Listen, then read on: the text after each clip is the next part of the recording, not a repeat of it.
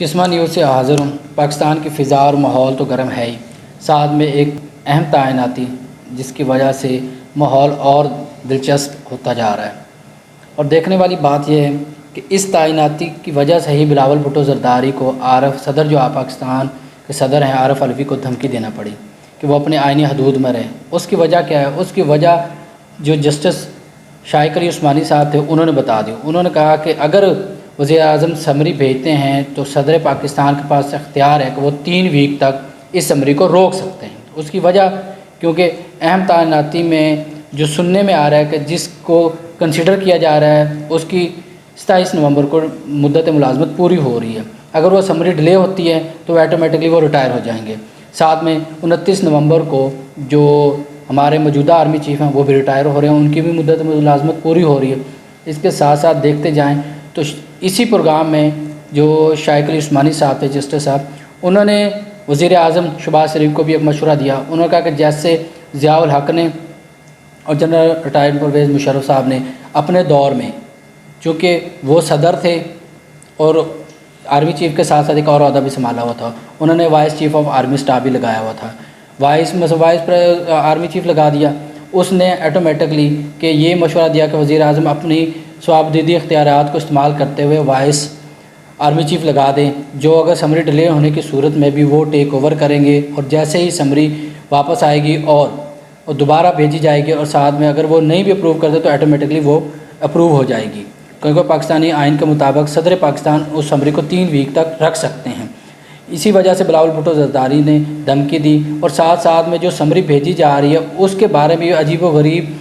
سے بیانات مسلم لیگ نون اور پی ڈی ایم کی طرف سے آئے ہیں۔ اس بیانات میں سب سے پہلے میں ذکر کرتا چلوں وزیر داخلہ رانا ثناء اللہ صاحب، انہوں نے کہا کہ سمری آرمی چیف کی سمری آئے یا نہ آئے، ٹھیک ہے، آرمی چیف لگایا جا سکتا ہے اور وزیر اعظم اپنی مرضی سے آرمی چیف کو لگا سکتا ہے۔ اور اس کے ساتھ دوسرا بیان خواجہ آصف کا تھا کہ سمری کے بغیر ہی جو مشرف صاحب اس کو بھی سمری کے بغیر ہی لگایا گیا تھا۔ یہ سارے اسی طرح آگے چلیں تو سابقہ وزیر اعظم شاہد خاقان عباسی صاحب نے بھی ایک بڑا اہم نقطہ اٹھایا اور اس پہ بات کی کہ اگر جو سمری بھیجی جاتی ہے یا اس میں ایک موسٹ سینئر بندے یا 2 موسٹ سینئر بندے کو سمری میں ایڈ نہیں کیا جاتا اور سمری سے ہٹ کے کوئی تعیناتی ہوتی ہے تو اس کو عدالتوں میں چیلنج کیا جائے گا۔ یہ سابقہ وزیر اعظم کا بیان تھا۔ اور ساتھ میں آگے چلتے جائیں تو میاں جاوید لطیف صاحب جس کے بارے میں سب جانتے ہیں کہ وہ نواز شریف کے بیانی کو ہی لے کے چلتے ہیں، اور ان کا بیان تھا کہ اگر وزیر اعظم کے استحقاق کو نہ مانا گیا یا ان کا رائٹ سے آئینی حق ہے اس کو تسلیم نہ کیا گیا تو ہم نے کوئی منہ میں ان کے کہنے کا مقصد منہ میں ہم نے کچھ چیز گنگریاں تو نہیں ڈالی ہوئی، ہم چپ کر کے نہیں بیٹھیں گے۔ یہ سارے معاملات کیوں ہو رہے ہیں؟ اور اس میں فواد چودھری کا آپ دیکھتے جائیں گے کہ اس میں جو میں بیان کر رہا ہوں اس کو ساتھ میں تصویروں کی شکل میں پیچھے نظر بھی آئیں گی۔ فواد چودھری کا بھی بیان دیکھیں تو انہوں نے بھی کہا کہ ایک حکومت سے یہ ایک تعیناتی نہیں ہو رہی۔ پی ٹی آئی نے اس معاملے کو بھاپتے ہوئے عمران خان نے خاموشی سے بیک فٹ پہ رہنا اس معاملے میں بیک فٹ پہ چلے گئے۔ اور دیکھتے جائیں یہ بیانات ایک فرسٹریشن کو بھی شو کر رہا ہے۔ جو سوچ سمجھ کے یہ پلان کیا گیا تھا وہ میرے خیال میں میری ذاتی رائے کے مطابق وہ پورا ہوتا ہوا نظر نہیں آ رہا۔ اور آپ دیکھیں کہ پاکستان میں یہ تعیناتی ہوتے رہی ہیں، یہ کوئی اپنی مرضی سے یا کسی چاہت کے ساتھ نہیں ہوا۔ پہلے بھی 5 جو آرمی چیف لگائے گئے وہ نواز شریف نے اپنی مرضی سے ہی لگائے تھے، ان میں بھی آپ کو پتہ ہے کہ ماضی میں نواز شریف صاحب اور آرمی چیف کے تعلقات کیسے رہے۔ اب اسی طرح یہ اہم تعیناتی ہے جس کے بارے میں خیال کیا جا رہا ہے کہ آنے والی سیاسی فضا اور آنے والے الیکشن میں نیوٹرل رہنے کا یا نہ رہنے کا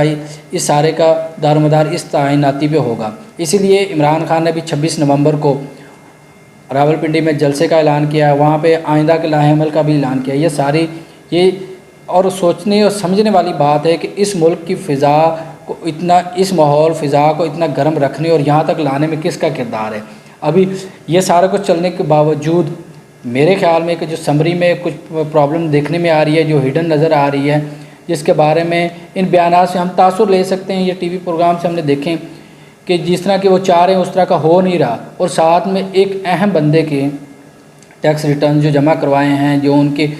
جائیدادوں کے بارے میں ذکر سننے میں آ رہا ہے، اور آج کی ایکسپریس اخبار میں بھی اس کے بارے میں موجود تھا، اور جو ہمارا وزیر خزانہ ہے اسحاق ڈار اس نے بھی انکوائری کا حکم دیا۔ یہ سارے معاملے کہ اگر گتھیوں کو سلجھانا شروع کیا جائے تو یہ ایک معاملہ جا کے کسی نہج پہ جا کے رک رہا ہے، اور وہ ایک اسی تعیناتی پہ رک رہا ہے، اور یہ وہ ادارہ ہے جس نے اس ملک کی خدمت کی ہے، اور اس ملک میں جو کردار پاکستان آرمی کا ہے شاید ہی کسی بندے کا ہو، کیونکہ ہمارا انڈیا جو ہمارا کھلے عام دشمن ہے، افغانستان کی طرف سے دیکھ لیں تو کوئی ہمارے اچھے دوست تو نہیں بیٹھے ہوئے نا، وہاں پہ کوئی نہ کوئی شکل، بے شک طالبان کی حکومت ہے افغانستان میں، لیکن پھر بھی ہمارے حالات اس طرح کا نہیں ہیں۔ جو اپر کرم ہے، وہاں کے جو تحصیل چیئرمین ہیں جنہوں نے سیٹ ون کی ہے، ان کا ٹویٹ تھا 2 دن پہلے کہ secure the border, it means کہ وہاں پہ بھی کوئی ہلچل ہے، وہاں پہ بھی کوئی مسئلے مسائل ہیں۔ اسی طرح ہمارا ایران کا بارڈر ہے، وہ بھی کوئی سیکیور نہیں سمجھا جاتا ہے، کبھی وہ ہمارے فوجی مار دیتے ہیں اور کبھی ہم ان کے فوجی مار رہے ہیں۔ یہ سارے معاملے کو دیکھنا ہوگا کہ آیا یہ ہمارے بارڈر کا مسئلہ ہے یا ہماری پالیسیز کا مسئلہ ہے، یہ کیا کہاں پہ کیا پرابلم آ رہے ہیں، اور اس کے لیے یہ تعیناتی بغیر کسی وجہ کے، تاخیر کے، اور کسی قسم کے بھی کہتے ہیں کسی قسم کے بھی مسئلے مسائل سے ہٹ کے میرٹ پہ ہونی چاہیے، جس سے آنے والا پاکستان کا فیوچر سکور ہوگا۔ کیونکہ یہ چیزیں اب فوج نے ایک ارادہ کیا ہے کہ وہ نیوٹرل رہنا چاہتی ہے، وہ سیاست سے دور رہنا چاہتی ہے، تو اس کے لیے ایک غیر جانبدار شخص کا ہونا بہت ضروری ہے۔ نو ڈاؤٹ کہ پاکستان کے یہ جو پاکستانی فوج میں یہ جو بندے بھی 3 اسٹار یا 4 اسٹار جنرل بنتے ہیں، وہ بڑی محنت سے آتے ہیں، وہ میرٹ پہ ہوتے ہیں، ان میں سے کسی کو بھی لگا دیں تو وہ میرٹ میں ہی ہوں گے۔ اس کے بارے میں یہ نہیں خیال کیا جا سکتا کہ فلاں بندے کو لگائیں تو میرٹ ہے، فلاں بندے کو نہ لگائیں تو میرٹ نہیں ہے۔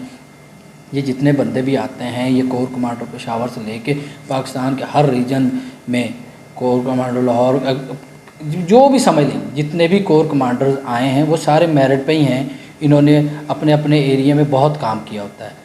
میں تو یہی چاہوں گا کہ اب یہ جو سیاسی فضا گرم ہے، اس کو ٹھنڈے کرنے کا ٹائم آ چکا ہے، الیکشن قریب ہیں، اس کے الیکشن کی طرف جانا چاہیے، اور اس سب کو دیکھتے ہوئے جیسے کہ میں آپ کو بتا بھی چکا ہوں کہ یہ معاملات کہاں پہ جا رہے ہیں اور کیسے رکیں گے، اس کے لیے بہترین ہے کہ جلد از جلد یہ تعیناتی ہو جائے، اور سمری جیسے ہی پہنچے میرٹ کے مطابق، کیونکہ یہ ٹرمپ کا کارڈ ہے عمران خان کا، صدر عارف علوی، اور سپریمو کمانڈر بھی عارف علوی ہیں۔ اب وہ چاہیں تو سمری کو 3 ویک ڈیلے بھی کر سکتے ہیں، 1 ویک ڈیلے کر سکتے ہیں، جیسے ہی مدت ملازم ختم ہو تو وہ سمری کو ریلیز بھی کر سکتے ہیں۔ یہ سارے دیکھنے والی باتیں ہیں کہ آیا ان دنوں میں اگلے دنوں میں کیا ہوتا ہے، اور پاکستان کی سیاست ایک نئے موڑ کی طرف جا رہی ہے، جو مین سٹریم میڈیا سے ہٹ کے توجہ سوشل میڈیا کی طرف آ گیا ہے، اور سوشل میڈیا کے میں آپ کو دکھاؤں گا جو سلائیڈیں آج چل رہی ہیں، وہ اپنے بیک گراؤنڈ پہ شو کراؤں گا، دیکھتے جائیں کہ آج کے ماحول میں کیا بنا پڑے۔ اب تک کے لیے میں قسمہ نیوز سے اجازت چاہوں گا، اگلے کسی پروگرام پہ پھر حاضر ہوں۔